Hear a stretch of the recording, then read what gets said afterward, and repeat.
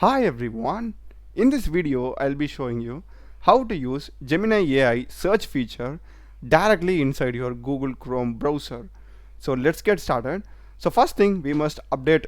So for updating Google Chrome browser, to the right you'll be having this three dots icon. Click this and you'll be having help.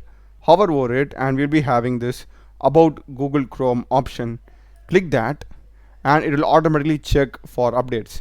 Since my Google Chrome is already up to the latest version, it's showing me this, and in case if you have any updates, it will automatically download the update and you need to just click on relaunch over here. So it's a simple task.